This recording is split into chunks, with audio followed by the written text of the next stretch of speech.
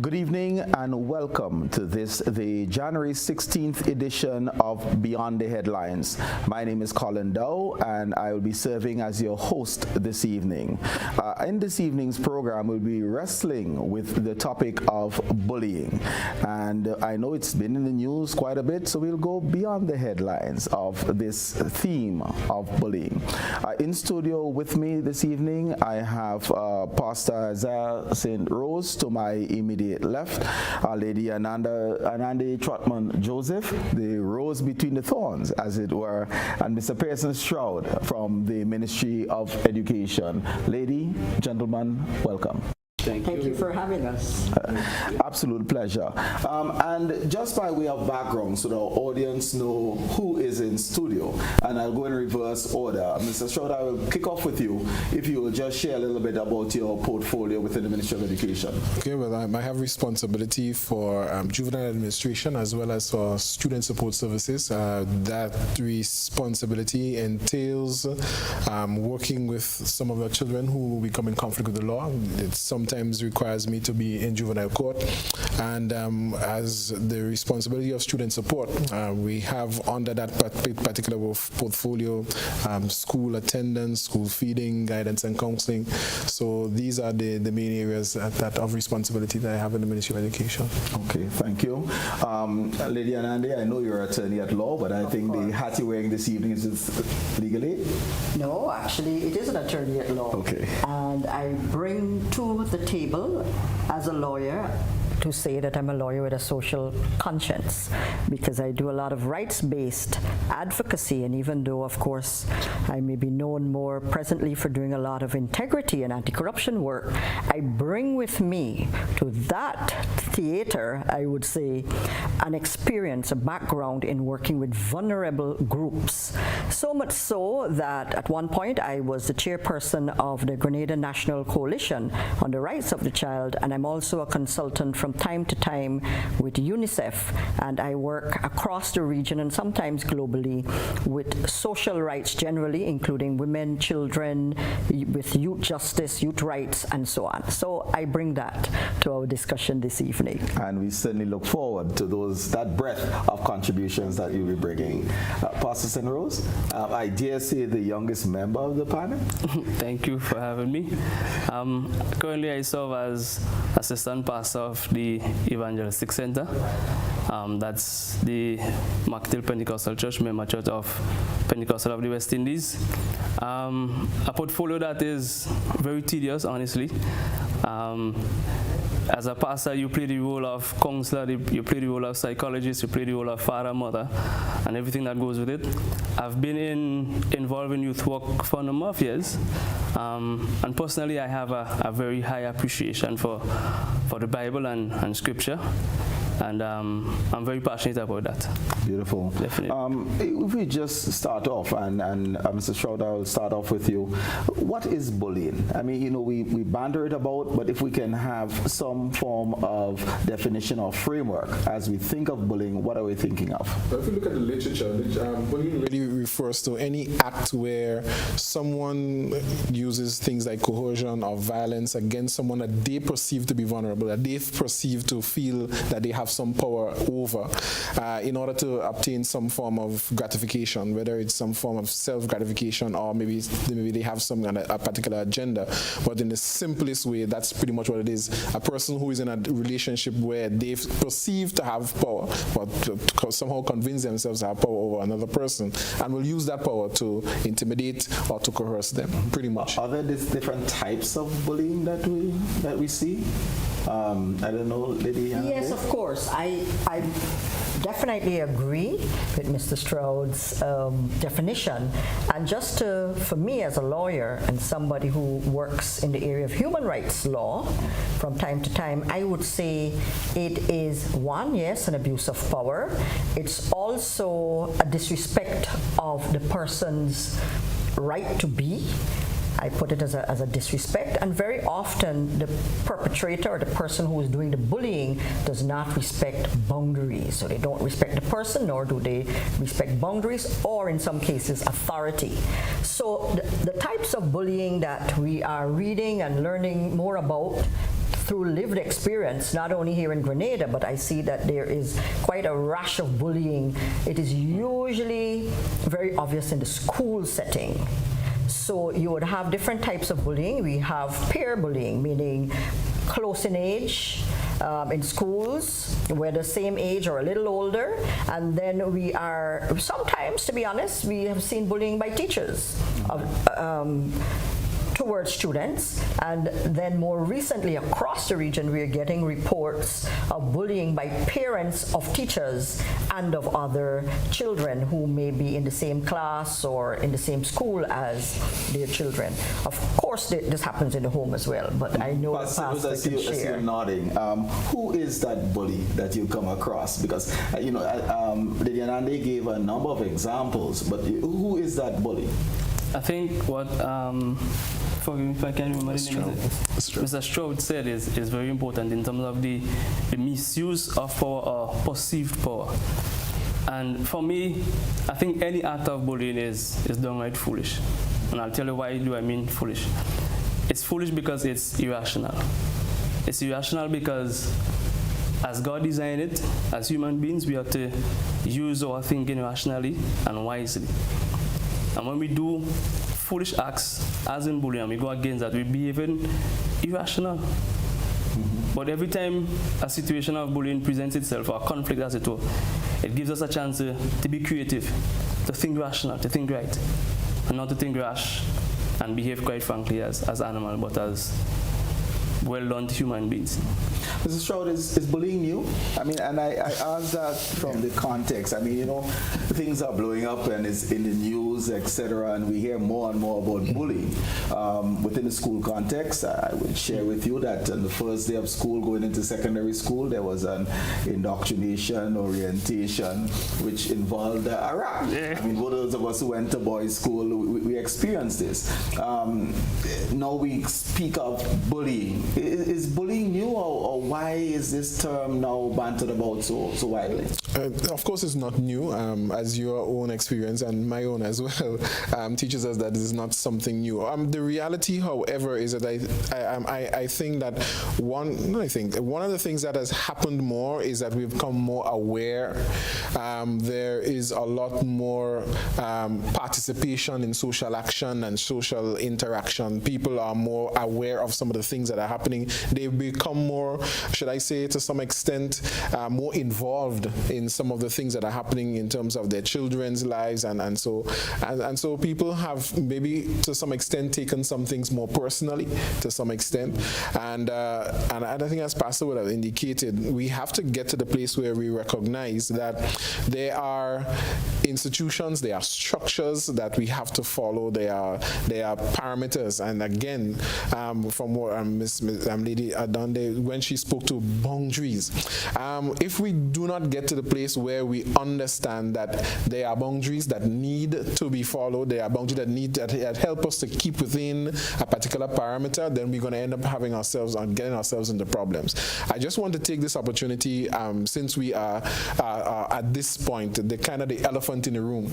The Ministry of Education is very clear and is very adamant that some of the recent incidences that we've had in the school is totally unacceptable, and under no circumstances will these things be tolerated. The Education Act is very clear in Section 182, Section 1, that anybody who seeks to perform any acts of violence, trespass, assault, they are liable to any form of, should I say, legal action. And so the ministry is very, very, very clear that these are unacceptable acts, and I want to make sure we just want to get that out straight out. So we want to make sure that is very clear on the onset, from the onset. Yeah. Lady Anande, if I am to say that we are importing or imposing cultural norms that are not in keeping with us. So we're speaking now of bullying when we know that our culture was as such that you get a few hard knocks, you get teased, you get called a name, you get rapped at the start of school, and that builds character. Yes. Right now we seem to be growing up soft children. How would you respond to someone saying something of that nature? because I'm coming from a human rights approach, I wouldn't speak to it as soft. And also as a lawyer, we are taught in our, especially our civil law, that you take your victim as you find them. So if they're soft, that's how they are, that's who they are. So some of us are tougher, some of us are softer, and so on. But of course, culturally, especially speaking about boys, you would say that a soft boy was a sissy in those days, in the earlier days. But of course, now we cannot discriminate that way any longer, especially in a framework or an institutional setting such as school and churches, for example. But for me, I would say, with respect to this whole concept or discussion about bullying, that I see it a little differently, in the sense that I think it is nature, nurture, lived experience, and just as you said, cultural influences. So what we would see sometimes, there are lots of fights that are being circulated, going viral on either the WhatsApp or the Instagram or Snapchats or Facebook or wherever it goes viral. And so sometimes children are bullying for attention, not only attention to say, well, I'm the stronger one, I'm tougher, whatever, but because they want to be seen out there in the World Wide Web as somebody who's tough. So they're not thinking it's bullying. They're just thinking that everybody will think I'm the original bad man kind of approach. So, for me, that would be a little more of what I would want to discuss, that aspect of it. What causes someone to be a bully? And to me, based on my experience, it is usually symptomatic of something that is happening in the home, their lived experience, what they're seeing.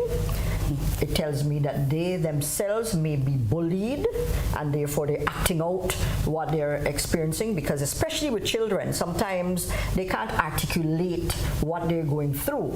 So if I am in any setting, sometimes even in a court setting, representing, and I do represent from time to time, believe it or not, youth in conflict with the law.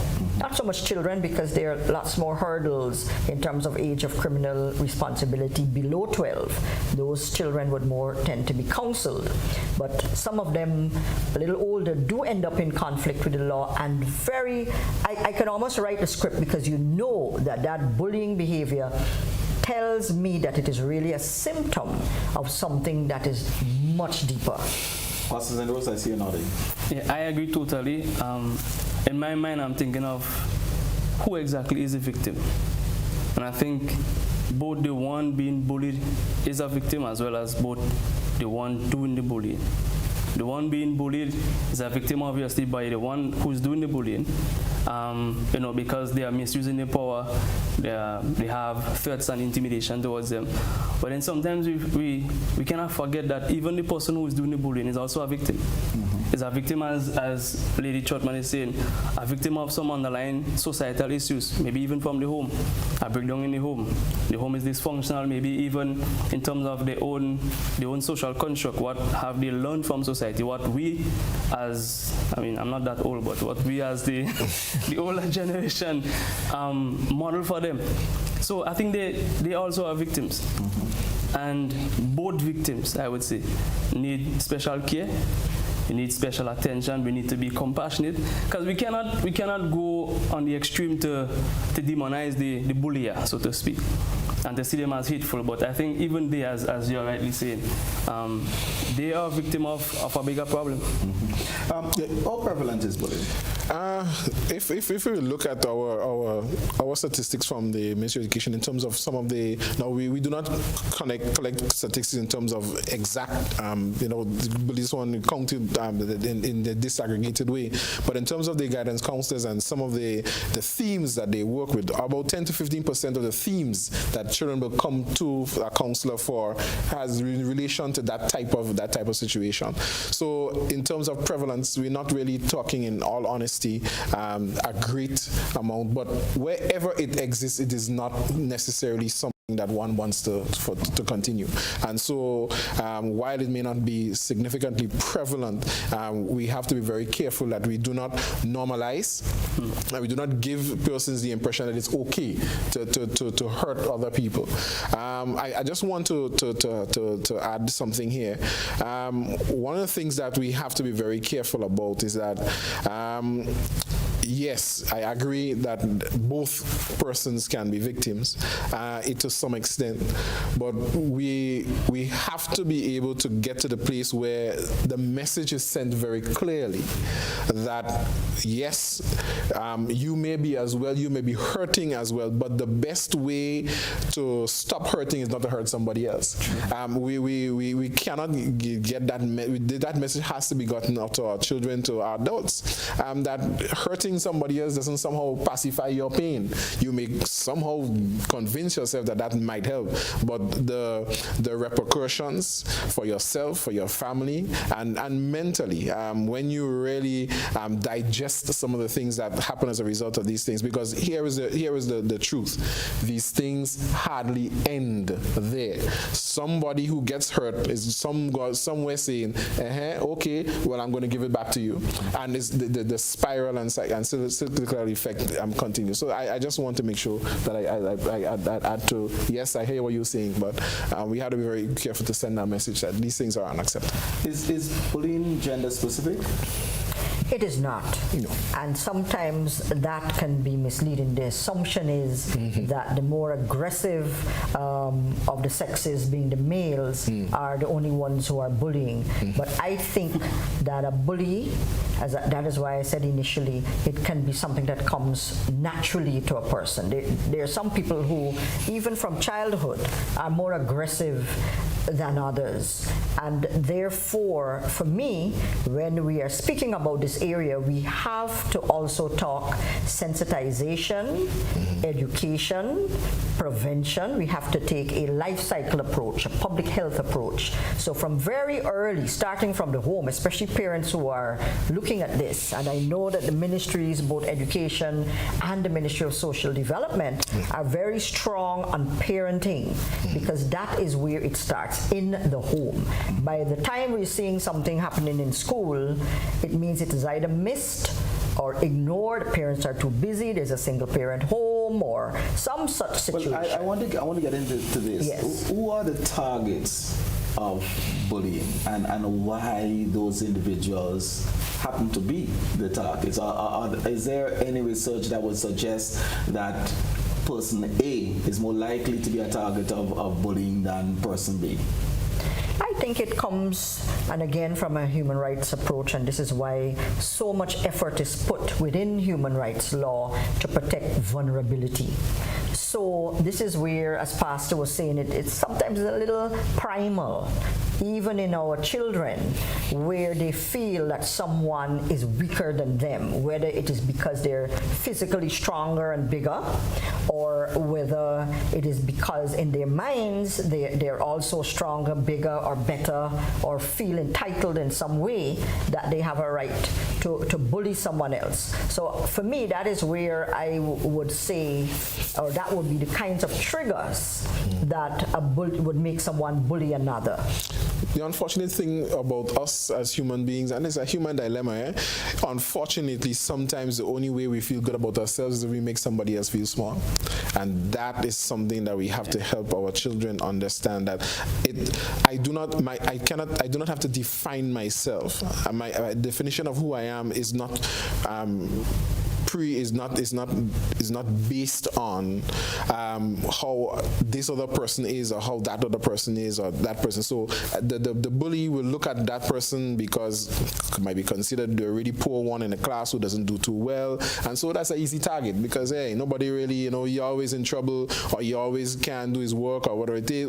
He doesn't dress properly, he's always disheveled. Yeah, so we could pick on him. The concept that somehow this person is lower than I I am. Somehow this person is not as important as I am, not as valued as I am. Gives someone the impression or someone the belief or the perception, hey, we could just treat him or treat her anyhow. And I think from the work that I've seen done, some of the targets, of course, is physical. Yes. And physical quite often is different from. Yes. So whether it's race, whether it's ethnicity, whether it's physical stature, sexual orientation has also been touted as a reason for this type of bullying. Again, it goes back to being different from. Yes, different from. Just from your conversations, Pastor, if I'm to bring you in here, how can we identify that someone may be a victim of bullying? I think there are numerous signs that you can use to identify that, particularly in the home. The parents could watch their children to see how withdrawn they are. Sometimes a simple example of not wanting to go to school when they seem perfectly fine, but they just don't want to go to school. There might be an underlying issue as to why they don't want to go to school. You look for signs of low self-esteem, how they care about themselves.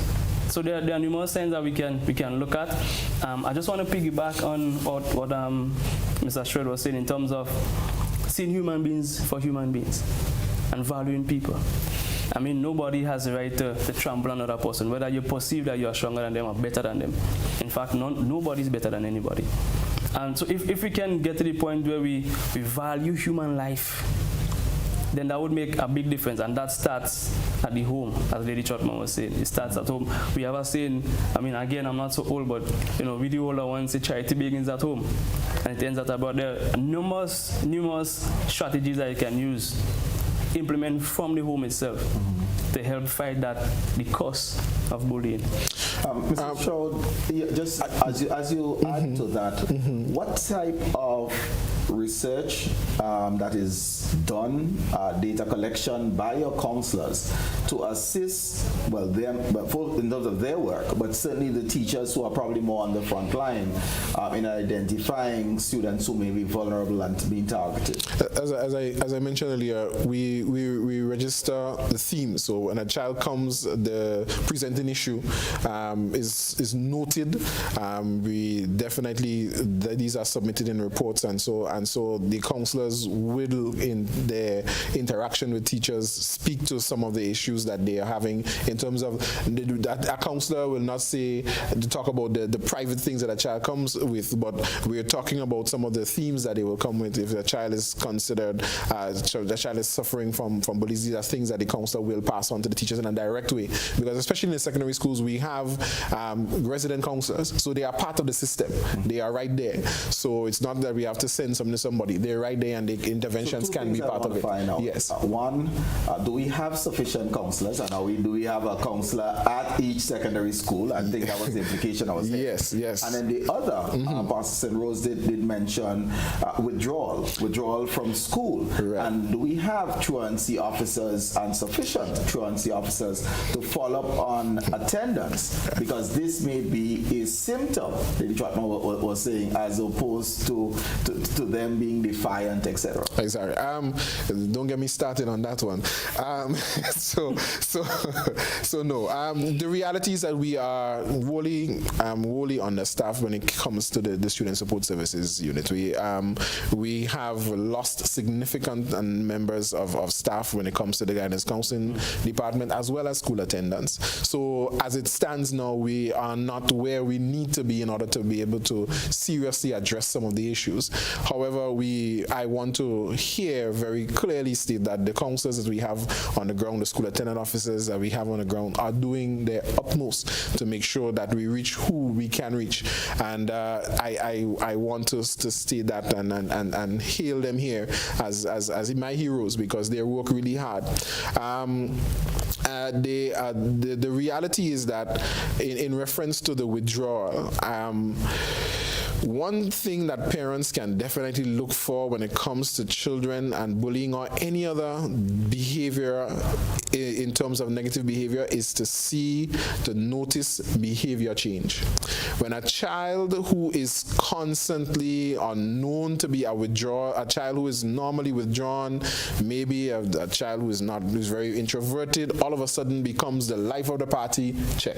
Something is different. Something has changed. And as a result of that, you need to pay attention. When a child is a very lively child, always involved in everything, and all of a sudden becomes very closed, always want to be in a room for herself or himself, again, that's a sign that you may not know what exactly is wrong, but that's a message to the parent to say, check on this child. Something is not the way it normally is. And so we have to be very aware. That requires parents to pay attention to their children. And that, unfortunately, is sometimes where the buck falls. And please don't get me wrong, I am not here to come down on parents. I know that parents have a lot doing, and society, unfortunately,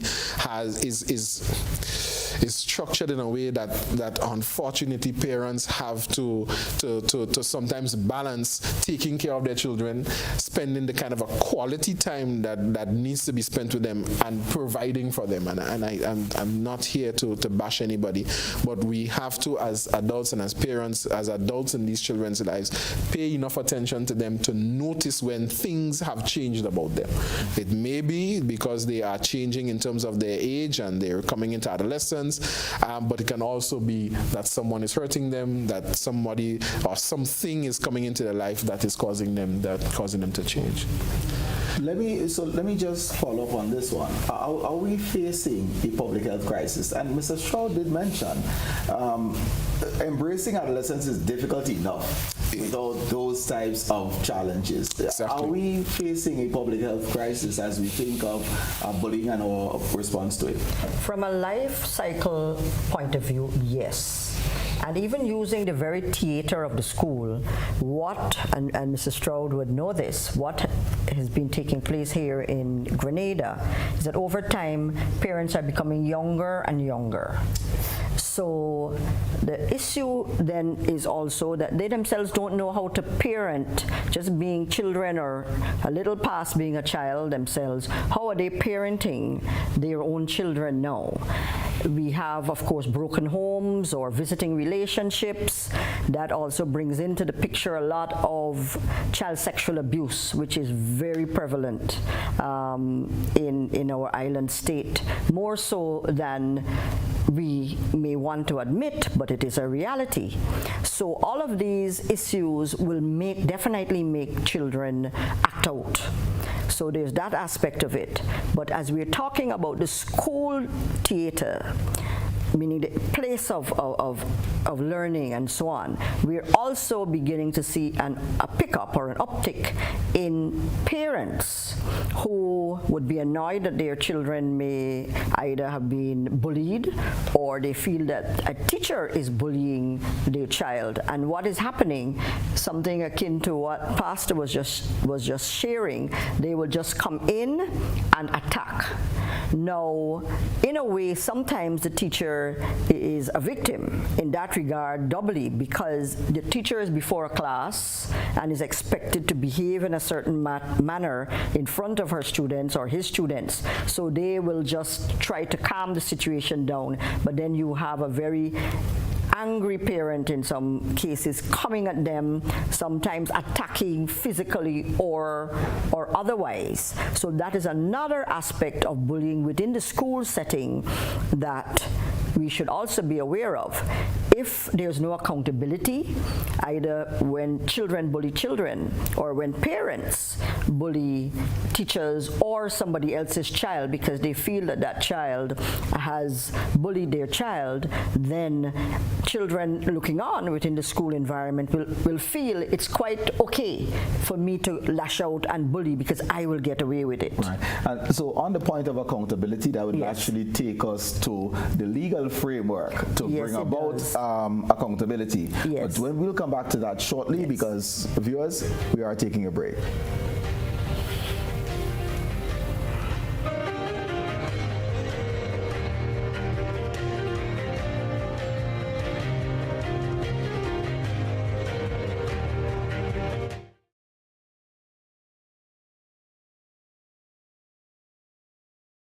All concerned are hereby advised that the main branch of the GUT Cooperative Credit Union Limited, located on the corner of Grenville and St. John Street, St. George's, will be closed on Thursday 19th and Friday 20th January 2023. This closure has become necessary to facilitate the relocation of the branch to our new office on the corner of Halifax and Cross Streets, which will be operational from January 23rd, 2023. Management apologizes for any inconvenience caused and reminds all members that our branches at Victoria, Grenville, Grandance and Carriacou are available to serve you. GUT Credit Union, it's where you belong. Have you heard about the new Softweave bathroom tissue with total hygiene? As hygiene and safety have taken center stage, our bathroom tissue is now manufactured with 3 different technologies to offer the best protection for you and your family. UVC light technology for a safe and effective disinfection process, eliminating 99.9% of microorganisms. Also, production at high temperatures, killing all types of germs and bacteria. And it's pH controlled with delicate fibers to prevent irritation for even sensitive skin. Softweave Total Hygiene Bathroom Tissue, available in supermarkets and shops island-wide. Visit Softweave Caribbean Facebook or Instagram pages for more information.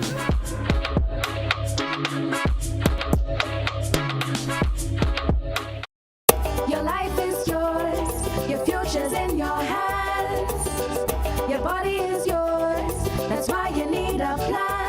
You gotta plan your family, avoid HIV, get the education from the Grenada Planned Parenthood Association. We offer STI screening, gender-based violence counseling, prenatal and postnatal checks, injectables, condoms, pap smears, and other sexual reproductive services. Open Monday to Friday, 8 a.m. to 4 p.m. The Pointe Street, St. George's. Whether male or female, it doesn't matter. We're here to make your life better. Grenada Planned Parenthood Association.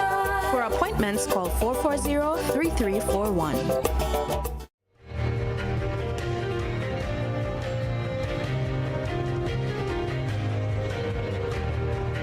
Viewers, welcome back, and thank you so much for joining us in this evening's edition of Beyond the Headlines.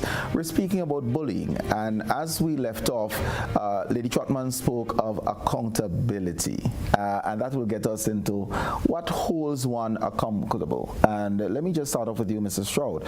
Whether it's the Education Act or otherwise, what is the framework from the Ministry of Education that addresses this menace of bullying? The Ministry of the Education Act, as it stands now, does not speak specifically to bullying.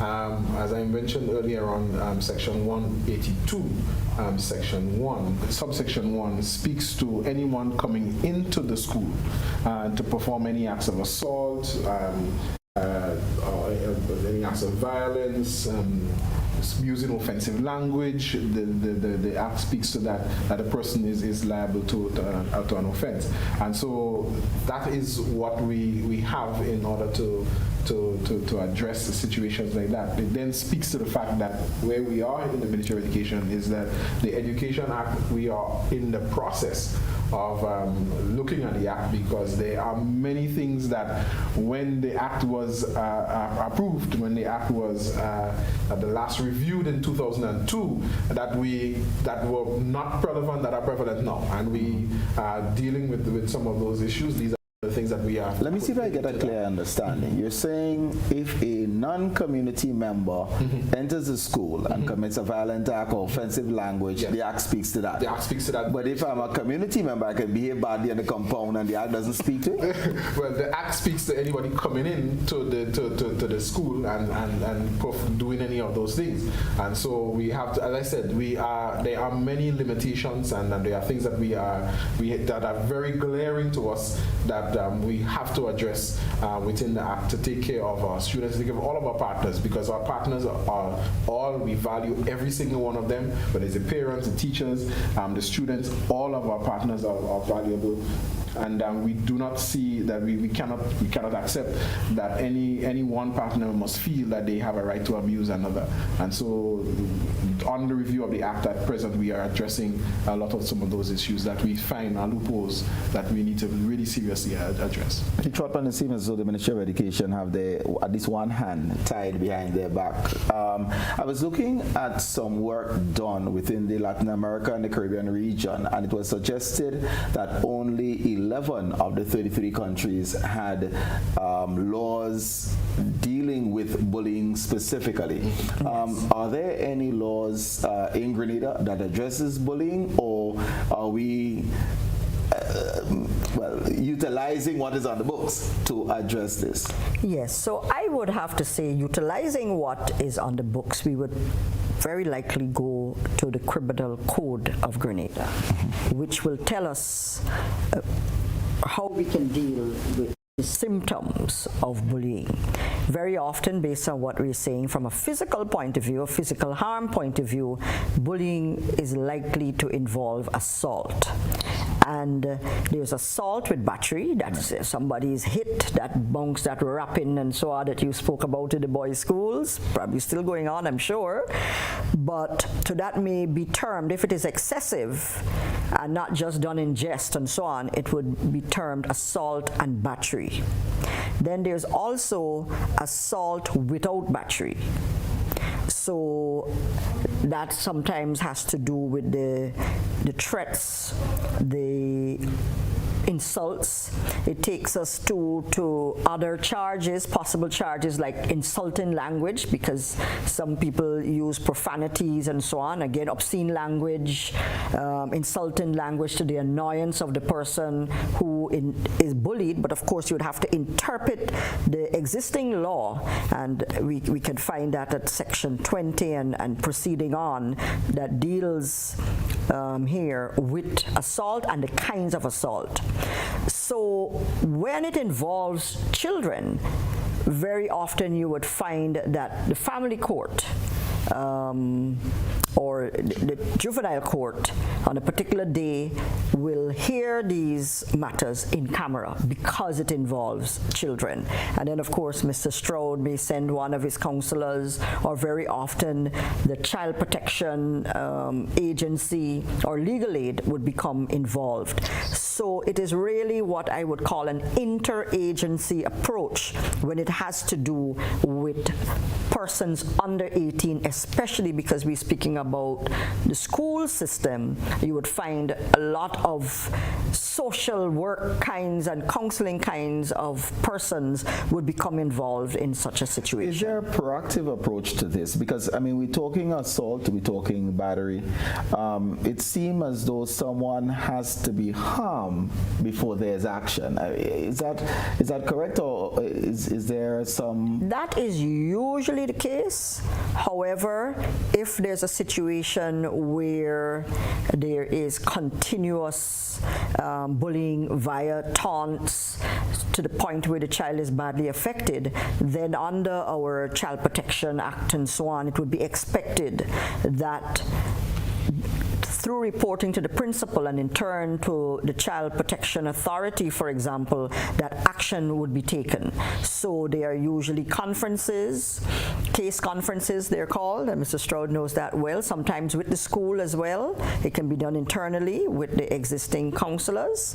Then families would be called to explain and try to resolve it. And I would say, especially where children are concerned and it comes into this in-camera or closed setting, the magistrate can exercise their discretion, or his or her discretion, along the lines of what is an evolving area of the law when dealing with children or juveniles in conflict with the law, and that has to do with restorative justice. And again, that requires the person, in this case, who would be bullying, to take some responsibility, to take accountability for their behavior, whether it is physical assault or whether it is verbal assault or threats, however, we find it would happen. And in addition to taking that accountable step, they would be perhaps asked to apologize in open court, and they could also be required to do community service, maybe somewhere that can help them deal with, if they have anger issues, to deal with anger issues. They can also be sent to legal aid or to the Child Protection Authority in the case of children for counseling, where it has been identified, because most likely through a social report ordered by the magistrate, that there are particular problems that this person, whether it's a child, we're speaking largely here about children, is displaying these aggressive kinds of attitudes which may lead to assault. Pastor, I heard legal aid and counseling, Child Protection Authority. I didn't hear the church. What is the church's role, and is there currently a role for the church in this type of restorative justice and the healing, as it were, for these individuals who have found themselves afoul of the law? I think there's always a place and a role for the church as long as humanity exists, because quite frankly, some things are just more than physical, some things are more than social. There is the spiritual dynamic to life. What I would say in terms of the church's role is to promote peace. To promote peace and to help people to be reconciled, to mend relationships. I mean, the theme of peace throughout the Bible is so prevalent. One of the things that I also want to point out, as you ask the question, there is what you call jurisdictional authority, where some things are to be handed over to the right people for the job. So in instances where certain bullying is happening, definitely the state must be the one handling that. But I'm also aware that some bullying are more than just physical, some are spiritual, as to what is causing a person to behave that kind of way. So I think there is a big place, a big role for the church in terms of seeking to help curb this problem, and also making an invitation for the schools and other entities and institutions to partner with the church. A lot of the time, sometimes you have the social side, the political side sometimes, but sometimes we don't seriously consider the spiritual side. Could I just add something? To that? Because there are a few things that we have to be aware of here. One, from I already want to address the question that you originally asked in terms of, are we just treating with the symptoms, or are we trying to prevent? And the guidance sessions in our schools are designed for that, and that's where our counselors come in. And we do guidance and counseling. So we have whole class guidance sessions where we do the preventive work with the children. What have we found, however, is that cognitively the children are getting the message. Is when it comes to them actually acting and doing what they know. So you can question these children after guidance sessions, weeks, months after. If you give them scenarios and they do role plays in the classroom, and they will do it exceptionally well because they have it cognitive. But when it comes to the affective and the behavioral, that's where the disjoint comes. And sometimes it is simply because school is a microcosm of society, and that's just the reality of it. They see the examples out there that the way that we tend to treat with issues of conflict is that the stronger survives, and we just do what we want, and who is stronger, who is have more influence, gets their way, and unfortunately that message is sent. And that's where I actually wanted to go, because I'm big on culture. Yes. And what you just reflected there is the culture of our society, which I mentioned earlier. Yes. Do we need, therefore, to promote that conversation about anti-bullying. I don't want to say about bullying now, about anti-bullying. Is that a conversation that is had in the church? Is it a conversation that from the pulpit on a Sunday morning or Saturday that we say this is wrong? And whether it is interdenominational, whether it is because of one's physical stature, whether it is because of their sexual orientation, whatever it might be the cause, is that we say we need to treat each other with respect. And as good Grenadians, and promoting that love for ourselves, that culturally we should not be doing this to each other. Are we at a stage where we need to have this conversation at all levels in order to mitigate some of the fallout that we're hearing? I believe so. I believe there is a space for it, and it is time that we address it. Not only that, by the way, because quite frankly, this is one of the societal ills that we see happening among us. The church does have a place of speaking to the breakdown in society. And the breakdown in society, in my estimation, it happens when we move far away from God's ideal. So within the conversation of bullying, within the conversation of, I'll say, even domestic violence and other societal ills, we have to start the conversation of what is God's ideal. And the faster and better we can get close to God's ideal as possible, then the better the nation would be. Because what we need to do is to present a peaceful environment. A peaceful environment, when we talk about the school, a peaceful environment that allows the children to thrive academically and otherwise. A peaceful environment within the nation. I know this is not about other societal ills, but I just can't help but to just think of all the different ills in society. But let me just take a bit. Lady Trotman, yes. Is it that we're not talking about all of the societal ills, or are there other symptoms and manifestations of that same psyche? I heard us a number of times tonight say we're speaking about bullying, and we put on the side domestic violence. But isn't domestic violence bullying as well? It is. So that was a point that I would make.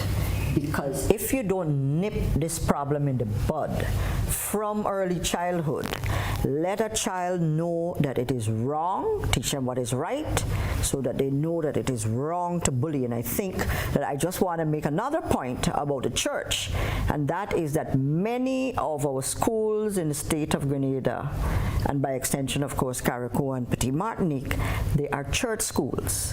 And this is something that we cannot forget. And they are run by church boards. However, of course, there's national curricula and so on.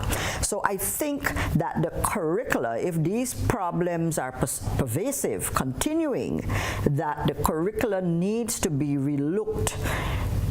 Before there used to be religious education. I don't think that happens again. And of course, there is religious education. Well, that is very good. In some schools, it's treated as a very light subject. So again, the church schools, of course, they would have a duty on them to make sure that this religious education begins, but even earlier. And because we're talking about this, and there's an awareness about it, and there are incidences of bullying, that they start at kindergarten, nursery, and coming up. So for those who may feel that religious education is too heavy, of course you have to put it over in a moral kind of way. So those who may shut out or become desensitized to anything that sounds too like religion, you have to meet all of the children at where they're at. So I'm making the point quite rightly is if we don't nip it in the bud, if we don't tell the children very early in their life cycle, in their lives, that bullying is wrong, and then it happens and it's just happening around them at home and everywhere else, it becomes learned behavior, and they will just carry it forward into their adulthood, and a lot of bullying is learned behavior. And sometimes we're talking about our busy lives. All of us as parents are guilty of this. I don't care what we say, me included. You put your child in front of a television.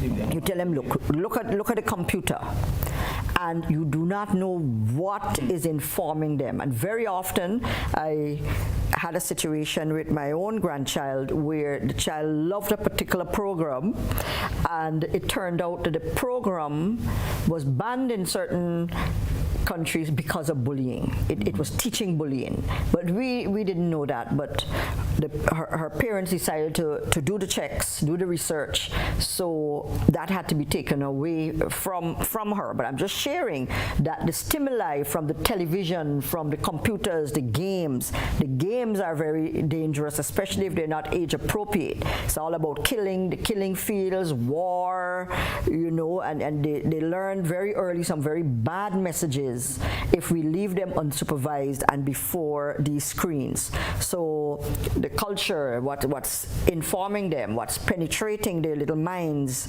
So this whole life cycle is influenced by what they're learning from their families, their communities, their schools, and so on. And as well, when we park them in front of a device and they're very quiet, we have no idea what they might be looking at and what they're learning and what they're listening to. All of this bad man, gunman kind of messaging coming through our own culture as well. So the culture is something that we have to work with our calypsonians, our singers, and create a more peaceful space, I would say, so that the children too become less aggressive, because the stimuli, the cultural stimuli, is not encouraging them to become a bad man, a gunman. And I've done a case when I was at the Ministry of Legal Affairs. A child actually brought a gun to school that was found in the home right here in Grenada, and it has happened a few times more recently as reported, where they're coming with weapons. Again, that culture is coming through the gang culture, and that is not native necessarily to Grenada, except perhaps through in the old days the carnival period, and you would know a lot more about that, and them coming from village to village and so on. So I am hearing that we need to address these children from young, because young bullies grow up to be big bullies, and they're modeling behavior.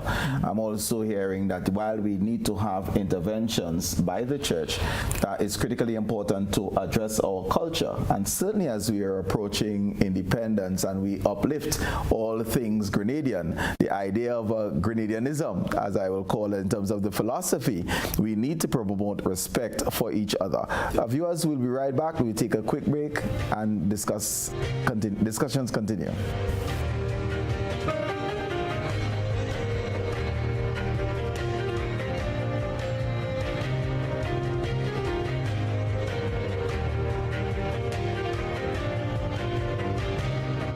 Do you have muscular pain that no one can find a solution for? Are you tired of taking meds for joints and other pains? Hills and Valley Medicare Center on Grenville Street, St. George is here to help you heal. We will help you map a path to your full recovery. Visit us Monday to Saturday for a consultation with our on-site doctor, physiotherapist, and massage team. You will be glad you did. Our Medicare Center, a proud member of the Hills and Valley group of companies. On the hilltop or in the valley, we are with you wherever life takes you. Hills and Valley Pharmacy. Your health is our business.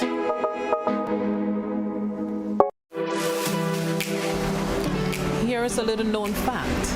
There is only one place in Grenada that you can get an MRI scan done. That place is Isiah Imaging Center. Yes, Grenada, that's the truth. Other centers could offer you other scans, but Isiah Imaging provides an authentic MRI scan. Here's another little known fact. Isiah Imaging has 3 centers. We operate at Grenville, the Carnage, and at the Ocean House, Grandlands. We provide the widest range of laboratory tests and services. CT scans, x-rays, mammograms, ultrasounds, and a host of other services. We are fully staffed by a team of family doctors and specialists. Call us today at 444-7679 or 440-1500. or visit any of our 3 locations. Isiah Imaging, from seeing the doctor to getting lab tests, scans, and pharmacy services. We are here to take care of you. Get Ruby Gas. Get cooking. Ruby Gas. Clean, safe, and reliable LPG LPG is the perfect solution for your commercial and everyday needs. For cooking at home or barbecuing, choose Ruby Gas LPG cylinders. Available in a variety of sizes from 20 to 100 pound cylinders. Ruby Gas LPG. Clean, safe, reliable. Are you cooking with Ruby Gas? Get Ruby's, get going.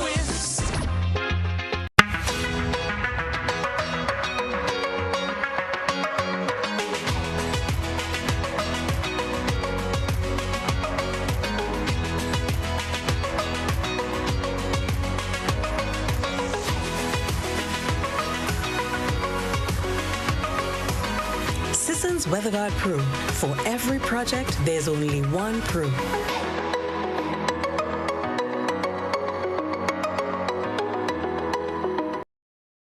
That occurrence is pretty regrettable. It ought not to happen. I don't know the circumstances, so I can't speak to any detail, but it's just not in good taste that a parent, regardless to the circumstances, would choose as an adult to engage in physical demonstrations of that sort on a student. Minister for Education, Senator David Andrew, apologized to persons offended by the latest situation involving a school child and a parent. The Education Minister says bullying in any form has damaging effects and situations like these needs to be handled differently.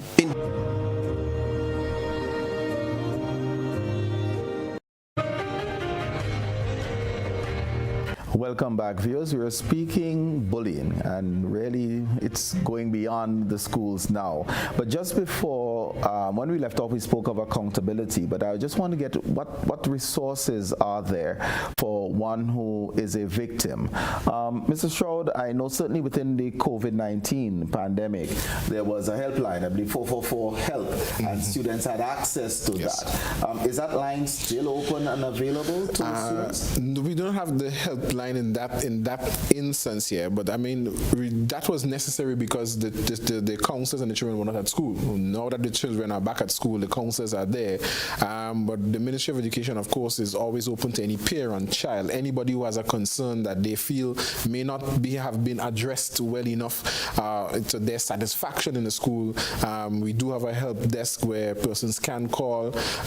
You can leave your complaints. You can make appointments to see education officers, and that's the message that we want to send. We want to make sure that we help all of our partners to understand that we want every possible avenue exhausted before we have to resort to things like the reality is that 1/3 of cases are reported. As we look certainly at U.S. news, those who would perpetuate, let's say, gun violence, there's a history of they themselves being bullied. Yes. And what is expressed is that the school administrators did nothing. Are we proactive enough in uncovering bullying and acting in Grenada to prevent that cycle from being repeated? If I speak to the school, I know clearly that our teachers, our counselors, our principals are doing their utmost to make sure that our children feel comfortable and safe in school. They make it their business to let the children know that their offices, their spaces are open. Our counselors have those over there where we have counselors. The children, they interface with the children on a daily basis. The children know where to go. They are aware of the help that is available, but I must admit that there are times that we sometimes, the message is sent, where it comes from all the time, I'm not too sure, that I'm going to take care of my things for myself. I'm going to do this, and sometimes we get to the conclusion where I'm going to just take this onto my own hands, and I'm going to deal with this person, and I'm going to give you back, and the rest of it. But in terms of availability, in terms of having an ear, in terms of children knowing where to go, yeah, our children are aware. It's just that we have to make the choice to use the avenues that are available. Lady Trotman, we saw a clip from the Minister of Education essentially condemning interventions. In the news recently, we had parents and other adults, more or less, as Mrs. Strode said, taking matters into their own hands. But where can an adult complain?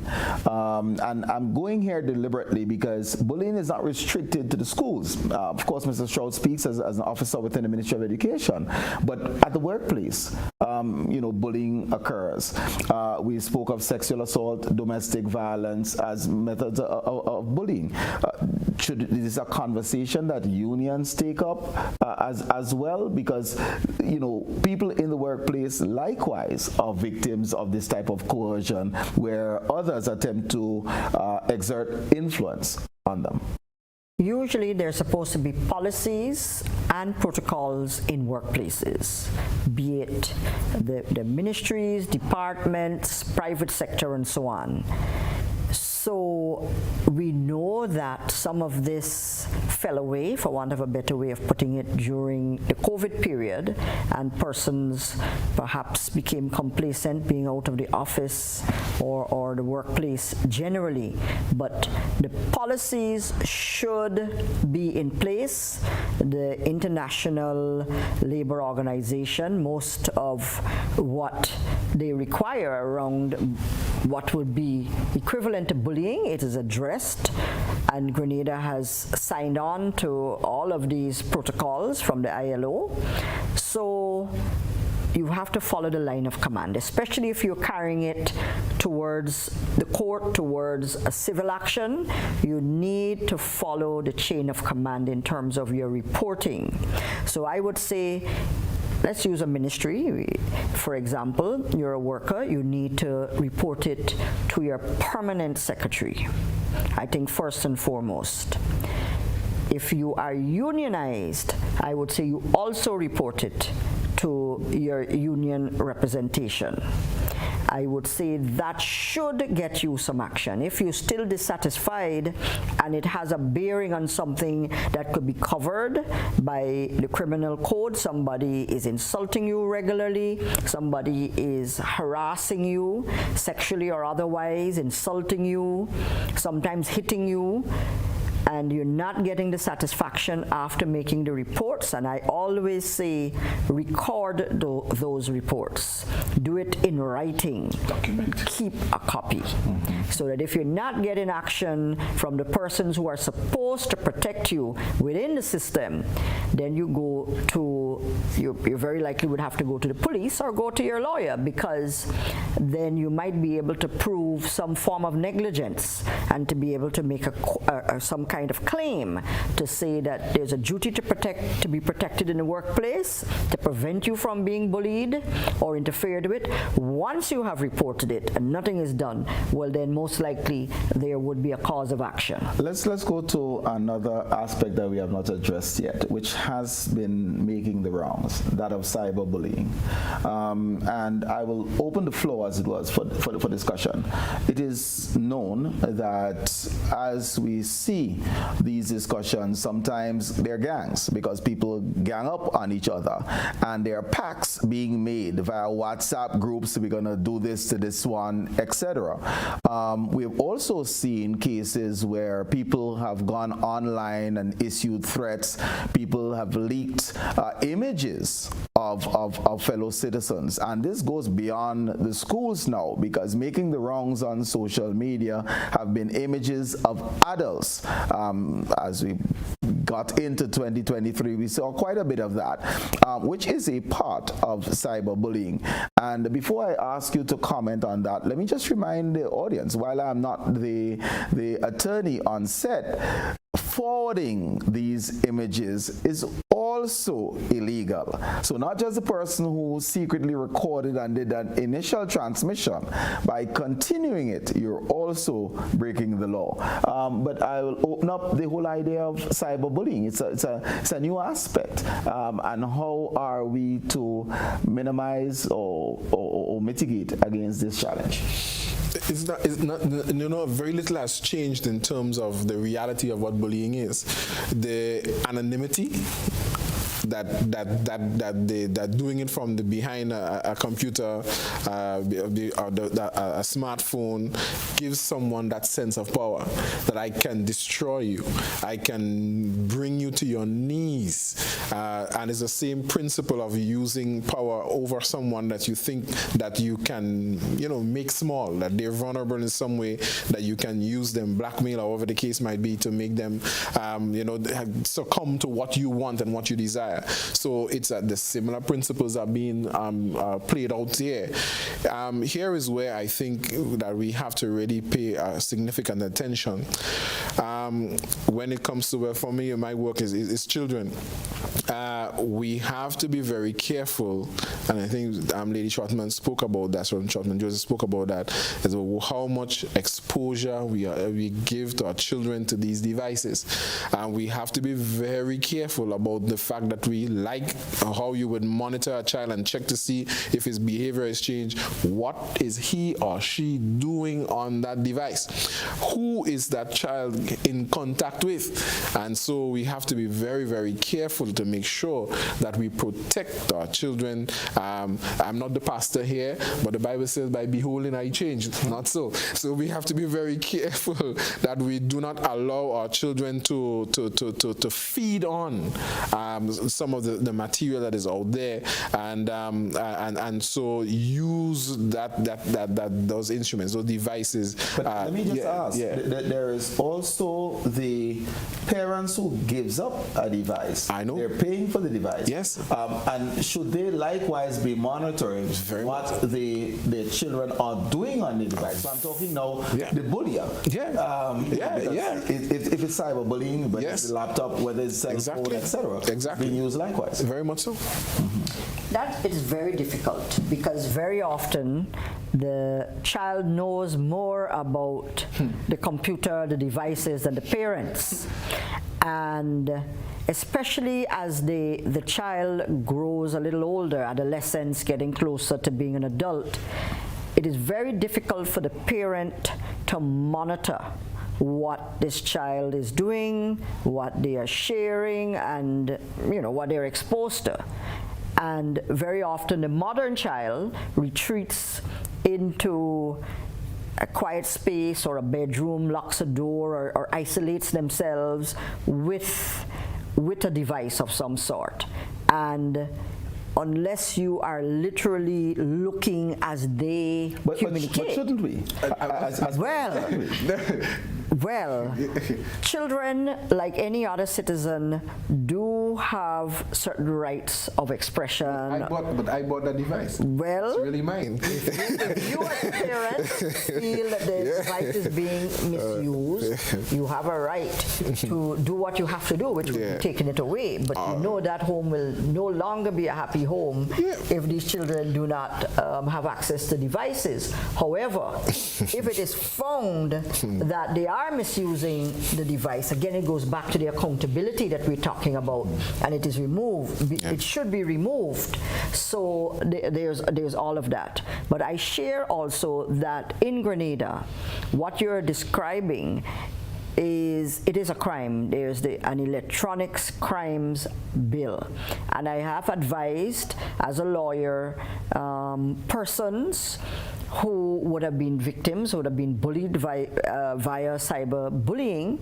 And I also had spoken with a group of high school students a few years ago, when the whole incidents of Bay, before anyone else, and to prove to the boys, this is right here in Grenada we're talking about, to prove to your significant other, even though you're students, you're under 18 and so on, that you're the Bay, then you have to show your body parts. And what was happening, which is a form of bullying, if you didn't do it, they didn't want anything to do with you. Let's pause here. Let me just invite the callers that you can join us now. I know that some of you are very anxious to contribute to this conversation, so feel free to call in. The number, of course, is 440-1252, and you certainly can join us as we discuss conflict resolution and bullying in schools, and just the whole idea of bullying each other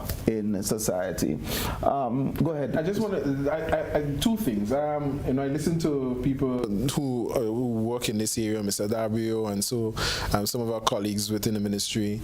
And so two things that they always stress. One, a parent in today's world cannot use the excuse that I don't know. We have to make it our business to know. And there is software out there that a parent could use to monitor what happens on the devices that they purchase with their money to give to those children. Full stop.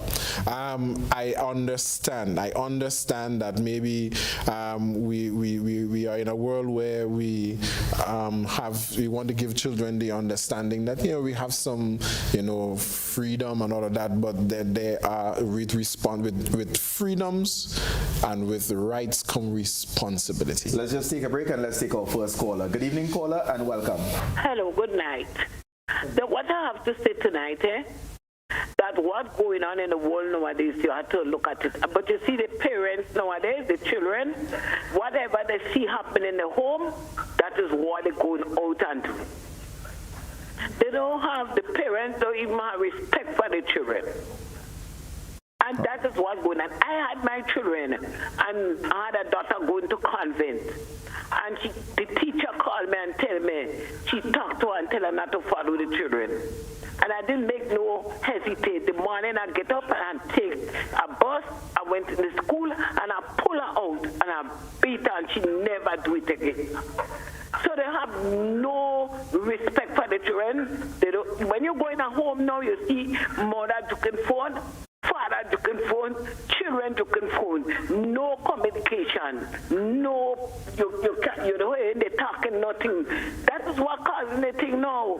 And the little boys in the house seeing what the father doing and what the mother doing, and that's what caused all the corruption. Thank you very much. I appreciate Check what that. I'm telling you. Good. Pastor, we don't have a bullying problem, we have a parenting problem. Yes, I think it's extremely critical that the training of the child begins at home. I mean, there is a place for church in society. At the end of the day, when you leave church, you go home. And in fact, before you even come to church, you come from home. And very often, what happens in the church is a reflection of what happens in the home. When you look at the biblical prescription, the training of the child is first and foremost for the parent, for those at home. Granted that the parents, they have this spiritual upbringing and they know what is right from wrong, then they can use that to help govern the home properly. But essentially, it starts from home, and it puts a lot of pressure, sometimes not only on the church, but also on the school. Where you have people in the home, they want the pastors, they want the church to do what's supposed to be done home. And if they're not church affiliated, they want the school to do what's supposed to be done home. Or better, they say the government should put structures in place. All that. I believe we have another caller. Good evening, caller, and welcome. Yeah, good night to you and your esteemed panel. I hesitate to call because I think we just touching the iceberg of the problem that we have. First of all, our morality is immorality. We talk about a lot about God, we talk about this. For instance, in the first instance, the high form of bullying that was practiced in Grenada was the invasion of Grenada by the United States. And we sanctified. We say that was liberation and so on. So leave that there. But even in more recent times, one of the greatest set of bullying that took place was over around the COVID issue, where people were coerced and forced and blackmailed if they didn't take the vaccine. In addition, in Parliament, I have seen some of the most outrageous bullying take place. So when we're talking, we're doing as if it's only the children. I face bullying every day, and not just young people, older people too. They're bullied. I am being poisoned right now by a bully, an older bully. Anyway, what I'm saying is that we could resolve the issue. First of all, we have to become radically honest. And this is a very difficult thing for us. A conflicted parent or individual cannot bring peace to an unpeaceful person. We first have to work on ourselves, and then we could be able to engage another and extend the peacefulness of ourselves. And so it's very difficult. It's very easy to become emotional, and I don't want to become emotional there. I have one other person who have been trying over the years to promote conflict resolution. At one time, I was celebrated by the powers that be here, and another time, I was debarred. What happened soon after that? We had violence in school. Our school had to close down. I volunteered to teach conflict resolution. I'm trained in that. I'm not trying to pretend. So we have to face the facts and deal with the issue. We are very corrupt, we are very immoral, and we talk about morality. We are all bullies. To begin with. Thank you very much, caller. I think the point of caller making is that we are hypocrites, and we have this pervasive culture of bullying that we try to push it on the children. But I think as our discussions would have gone on, we say it goes beyond the children, and of course they are modeling behaviors that they're seeing. I believe we have another caller online. Caller, good evening. Yes, go ahead. Listening to you gentlemen and your panelists, I'm very impressed by some things that Ms. Trotman spoke about that could contribute to the behavior of children, the technology, what they are exposed to on the internet and in some other areas of this technology. There are some spiritual aspects. There are things that affect the children spiritually. There are things that affect them emotionally.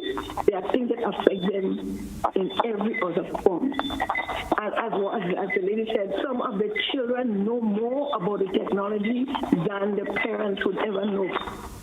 And therefore, this is a matter that is part of what we see as the last days phenomena, based on what the Word of God says. It said in the latter days there shall be violence. Violence will be great in the earth. And it said children shall bring forth children. There's a lot of things that you have mentioned that the Bible speaks about.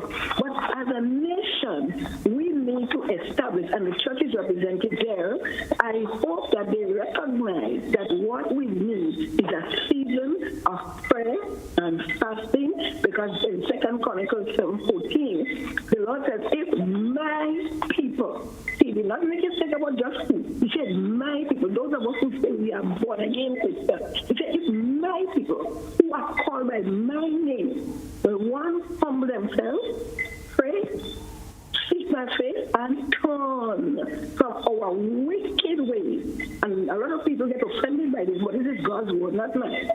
Then he says he will hear from heaven, he will forgive the sin, and will heal the land. But we just not praying. We talk a lot.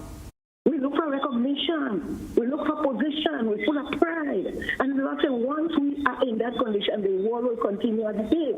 But if we repent and we turn to God, and the church takes its place in praying and seeking the face of God, repenting of its sins, God will heal the land. He will heal the world. The world will be a better place. Thank you very much for that, caller.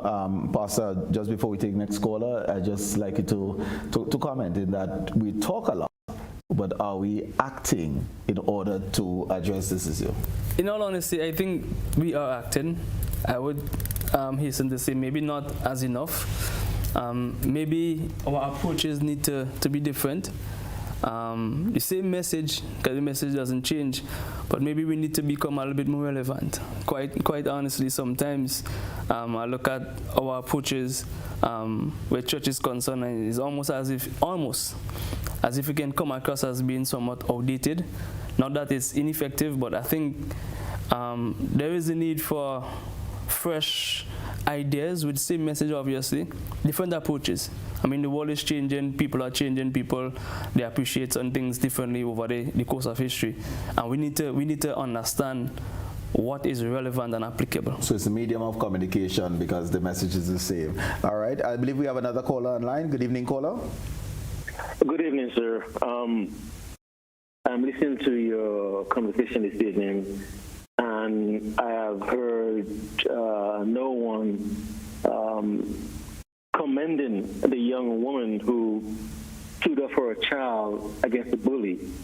Now, violence is not the answer to anything. But when a mother is standing up for a child, that means that she was in communication with a child and she knows what a child is going through and they're talking. So she knew what was going on. We didn't see the clip where she spoke to the principal or she spoke to the parents of the person who was bullying the child. We only saw 2 clips, you know. But maybe she was frustrated, and that was her only avenue was to try to protect the child.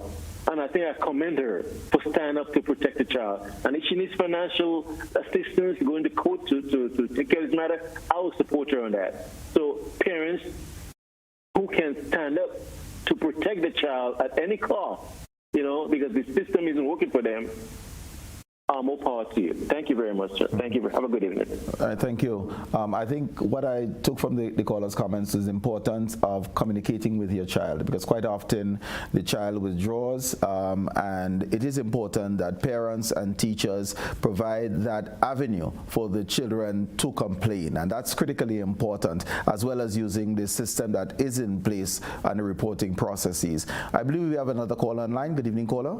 Hello, good evening. How are we do? We're good. All right. Good evening to your panelists. Good evening, Colin and company. I wanted to comment on the aspect of cyberbullying. Now, I'm a former teacher myself, Gaspard here, by the way, and I must say that our children are under tremendous pressure. Now, whereas in our time going to school, you know, we had we existed physically, and we somewhat had a cyber presence. I think it's the opposite for the children of today. I think they actually exist in the cyber world, and they have somewhat of a physical presence. Because for what happens with these students online, in that online space, and I don't think parents and even for some of us teachers, I don't think we really understand the gravity of what happens in that online world. To them, that's where they live, that's where they exist, and sometimes we might say, well, it might be so simple to simply cut or block or whatever, but for that child that is experiencing that trauma in that space, it's equivalent to telling that child, okay, leave your neighborhood and go live somewhere else. So I really want us as adults and parents to look into how we treat with cyberbullying and our children in the cyberspace, because it is a very critical aspect of these young children's lives going forward.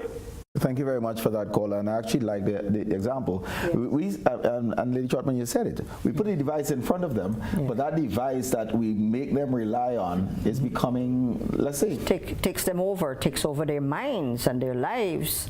And they're now being bullied in that space. Yes, and it's interesting because it's a little challenging, or you know, for an older person, a parent, to understand what's going on. But I think coming back to the point about communication that was made by the caller, I think we need to find a healthy balance in terms of raising children. Yes, there will be screen time, but the parents cannot be complacent. I would go so far as to say even be so lazy as to not find time to speak with the children, take them out, go to the beach. We live island life, you know. So very early again, you can't just put the tablet or whatever and tell the child stay on this while I look at whatever, and as you know, one of our callers, everybody juking in the home and nobody speaks. There's no communication, there's no healthy living, there's no wellness. We're hearing a lot of emphasis on wellness now, and wellness involves family time, going to church, going out even to a cinema, an old-time cinema now, going to the beach, having a picnic, going for a walk, going for a drive. These kinds of events need to be part of a child's life, and it also and family provide life. Additional opportunities for the child to share. Exactly. And opportunities for you to see indeed. and learn. Let's take another caller. Good evening, caller.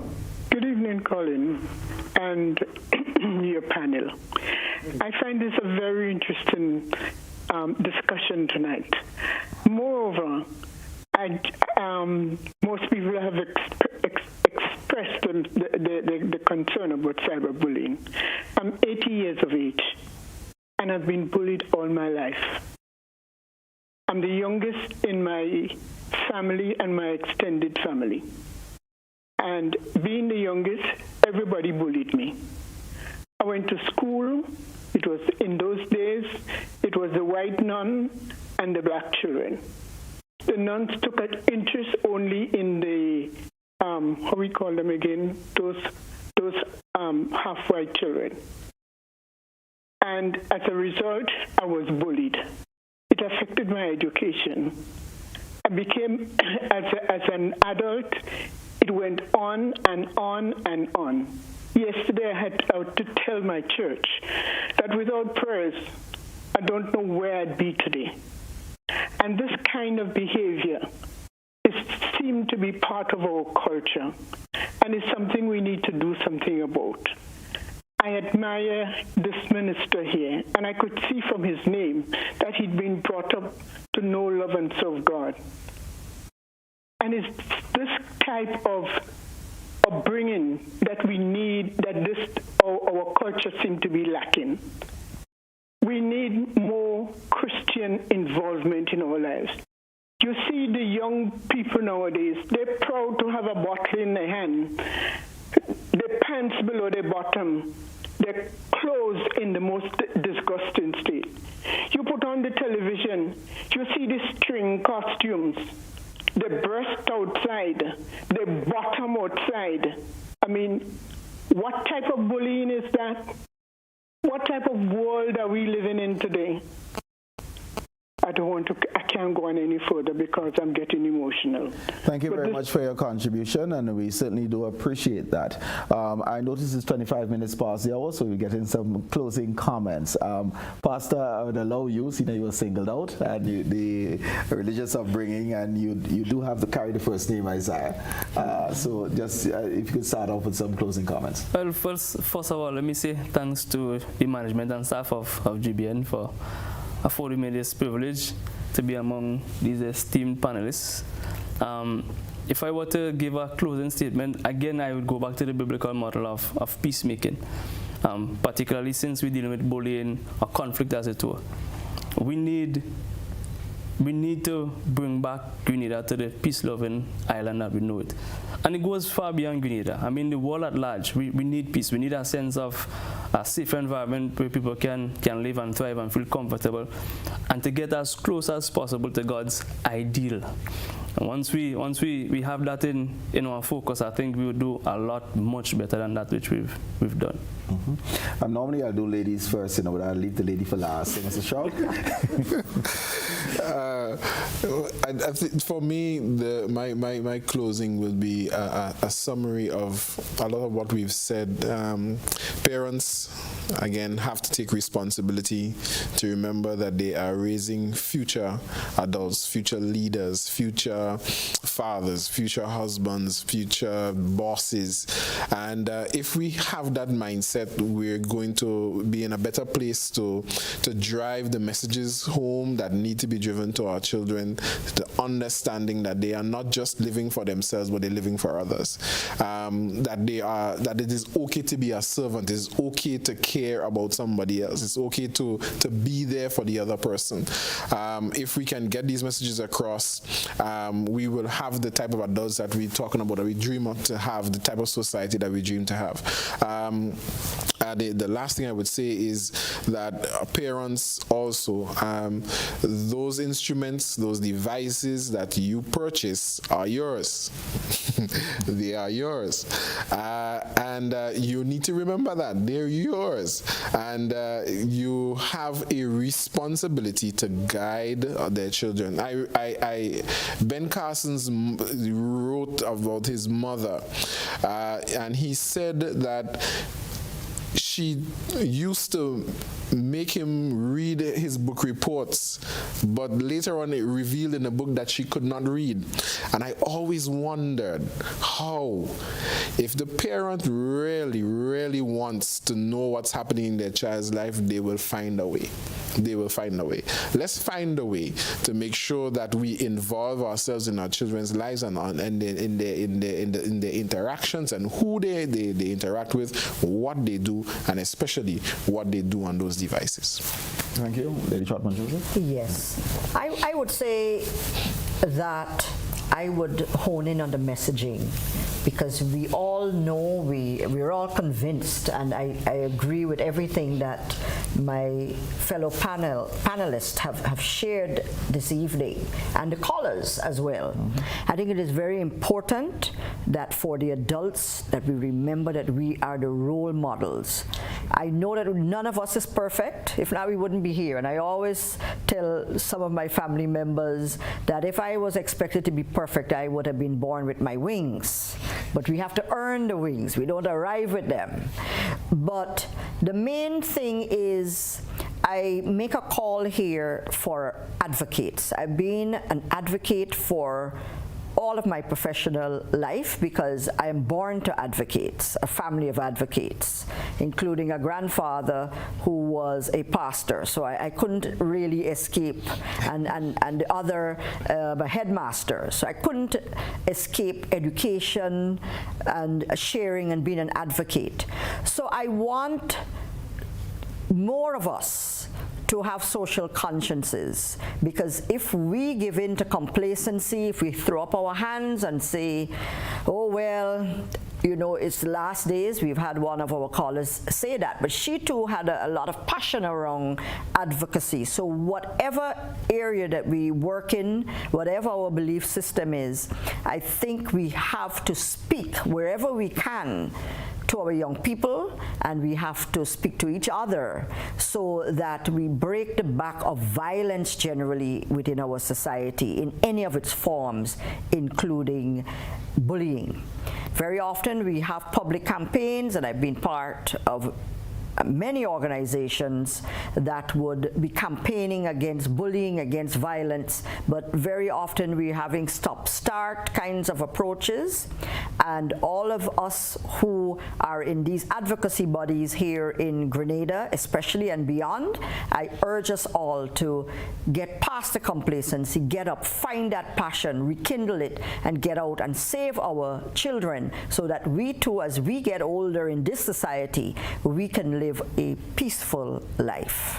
Thank you very much. And some of the themes that you'd have heard, the importance of advocacy, the importance of open communication with each other and with your children. I would just add that it is okay to snitch.